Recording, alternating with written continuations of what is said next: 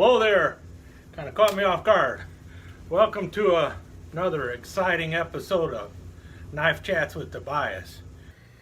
Well, I managed to snag a knife I've been looking for quite some time recently. It's none of the knives you're seeing in this picture here, but they are related, or the knife I managed to grab is related to the knives you see here. Now, what you see in the back are the smooth white bone sunfish and elephant toenail knives by Rough Rider. There's three of them that they had. One of them is the RR511 baby sunfish, so it's 3 inches long. And then you have the RR120, which is 4 1/8 inches long and is pretty much the standard sunfish. And then we have the one here in the middle, which is the RR139, which is what they call the elephant toenail. And it's basically a sleeve board version of a sunfish knife, 3 7/8 inches long, with a nice big clip blade and a nice big pin blade also. So, and of the three of the white smooth bone knives in that series, this is the one I like the most, the elephant toenail. I just like the shape of it. I like the way it feels in the hand. I like the blades on it and everything else. I just really, of these three knives, this is the pattern I like best, the elephant toenail. And the thing is not only do I collect a lot of white smooth bone knives, I also collect a lot of tortoise shell knives. And the closest thing to a sunfish I had in my tortoiseshell collection was this sleeve board whittler by Marbles, and it's a really nice knife.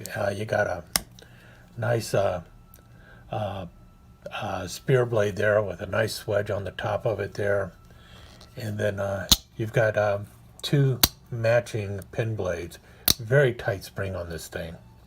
Very tight spring, but it's just two matching pin blades. I'm still seriously thinking of turning one of these pin blades into a coping blade. Easy enough to do with a grinder. In any case, like I said, the knife that I want to talk about is none of the ones seen here, but what it is I managed to snag a one of my sunfish elephant toenail knives by Rough Rider in tortoiseshell finally. And what's really cool about it is the one I managed to grab is the one that is my favorite, which is the RR511 in tortoiseshell. So it's the sleeve board elephant toenail that I managed to grab. I still need to grab the other two. I believe this one in tortoiseshell would be the RR507, and the larger one, the 4 1/8 inch sunfish, is an RR508. But I managed to grab the 511, which is really cool. It does show a little shelf wear, but that's about it. Whoever owned it did not use it, did not carry it as far as I can tell. Couple little nicks and dings on there, but I really do think that is really from just sitting in a drawer or such. It did not come with a box, and that's not that big of a deal for me. I have done a little bit of cleaning on it, and I have re-oiled the knife, so that's why I have to wipe it a little bit. But here we go.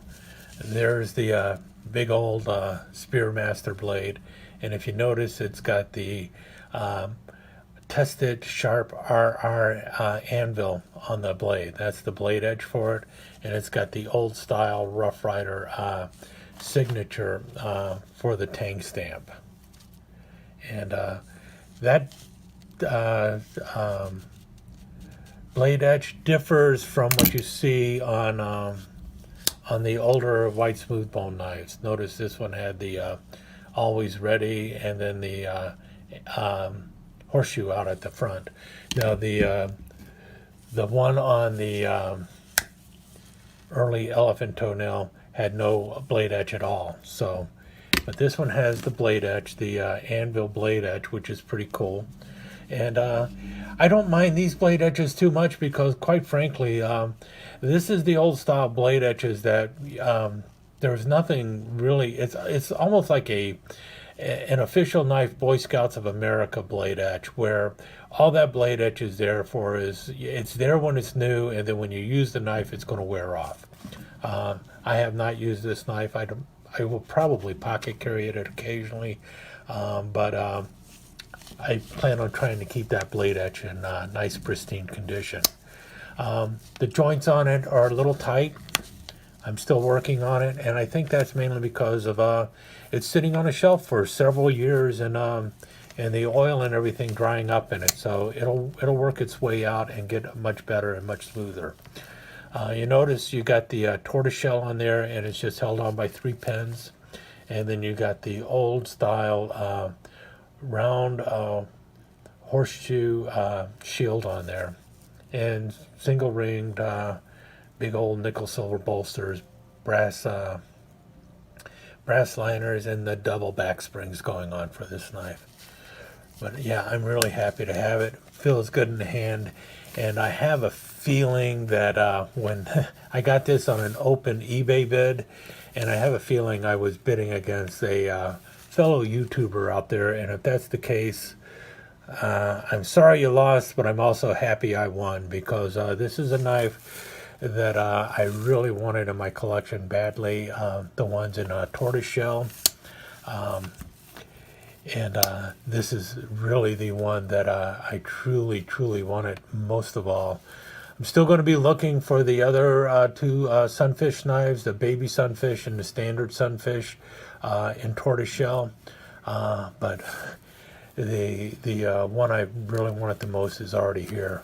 And now you can see the difference between a sleeve bored whittler and a sleeve bored sunfish, or a sleeve bored elephant toenail. Notice the thickness on those handles. But yeah, really cool. It's going to look good in my tortoiseshell collection.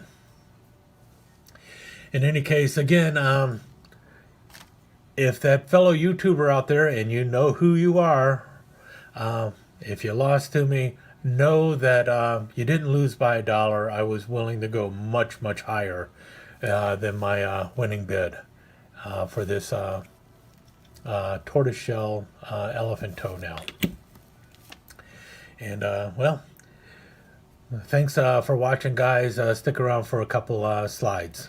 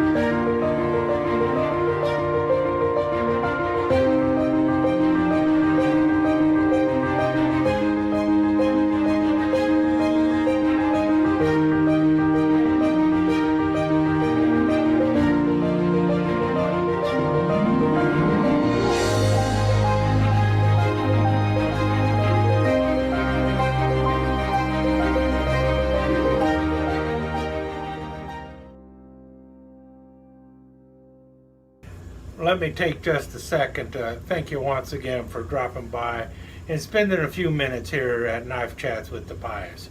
I really do appreciate it, and I do appreciate any comments that you leave.